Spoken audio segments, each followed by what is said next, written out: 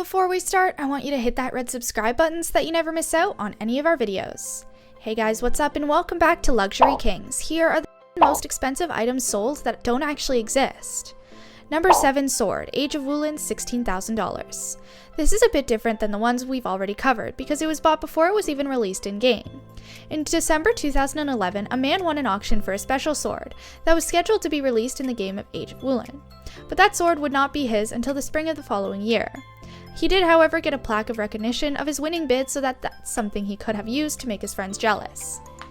Given that he spent $16,000 to own the weapon, specifically crafted for the auction, the plaque seems like it was the least they could do. It's an MMORPG centered around the Wuxia-inspired lore from the Ming Dynasty of China. Players would conduct martial arts adventures and use various swords and other melee weapons to go on quests and make their way through the game. So anyway, the latest case involves a man in China who spent $16,000 on a virtual sword for a game that has not been released yet. Jeez. It's virtual. This is so stupid. Okay, no, I know. It's not just in their head, it's in a game and you have to get the thing in the game. Number 6, Counter-Strike Global Offensive Skin, $30,000. When it comes to most of the items on this list, they serve a purpose. Locations in online games can show a return on their investment, and items like weapons and ships have their own intrinsic value to gameplay. Then, there's items like outfits or skins that serve no purpose other than giving one player bragging rights over the other. Most people might be up to spend a couple $100s here or there, but then there's a player who will spend $30,000 in Bitcoin on a skin or a knife. To be clear, this skin has absolutely nothing for this player in terms of gameplay. It doesn't make their weapon fly through the air seeking out people to stab or anything useful. It simply looks cool, and that's subjective at best.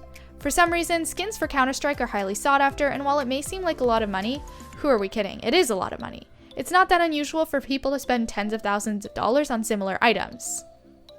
Looking for a little bit more, and he's still hungry for it. Esperanto on the other side. And he's going to cement this round, 11 and 12.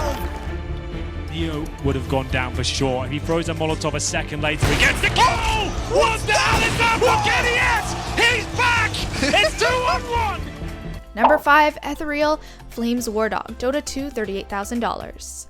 Most folks can probably go their whole lives without spending that in total on video games, while one person decided to spend that much on a single in-game item. There's a rare item sold in Dota, a MOBA, a multi-online player battle arena, and in Dota 2, players can utilize couriers, which are items that can transport things from your team to your base as well as from base to your team. They're important. One player spent nearly 40 grand of real money on the rarest war dog in the game, and it's pink. If you're wondering why Pink Dog went for so much money, the seller explained it by saying it's simply comprised of a rare combination of the most sought-after courier types, color, and effect in the game. There's apparently only 5 similar items or couriers in existence, so if you're a player and you think you have one, you might want to check, though it's thought to be only worth about $4,000 these days. Prepare for battle.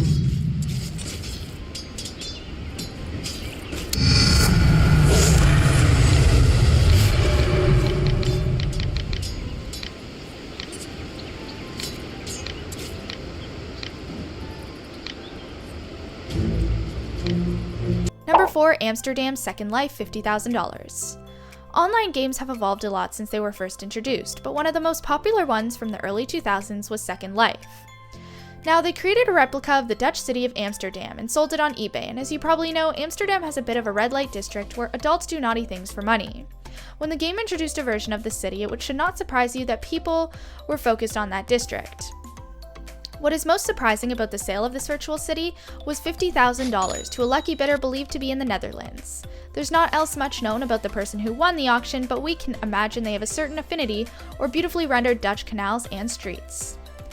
Oh, and for starters, I want to tell you, get this box. If you don't know how to play any of these games, get this box. It has every single game in it, and you can literally resident in your sandbox or your sim and play them until you know how to play it 100%. Once you're confident in winning. Number 3, Crystal Palace Space Station, Entropia, $330,000. Entropia is an interesting MMORPG that allows players to pay and collect real-world currency from the game. This means that if a player owns something like a club that people can visit, they can charge an entrance fee, or if they own a large area like an island where people come to hunt, they can charge a tax. Some players have made a lot of money playing this game, which is why it holds the top 3 places on this list.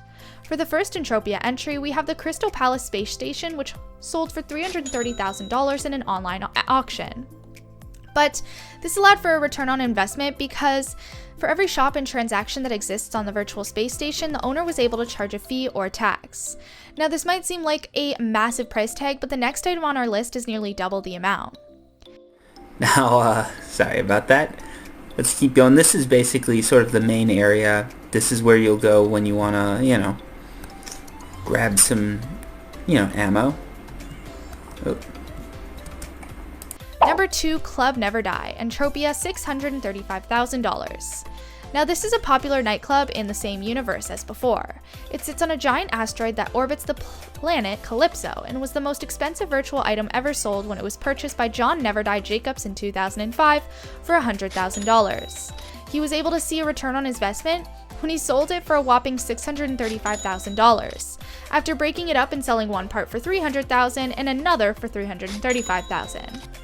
Because of the way Entropia works, the overall management of the property barely required much attention, and given that Jacobs had to dish out a second mortgage on his real-life home in order to purchase the club, he took a risk, but it certainly paid off.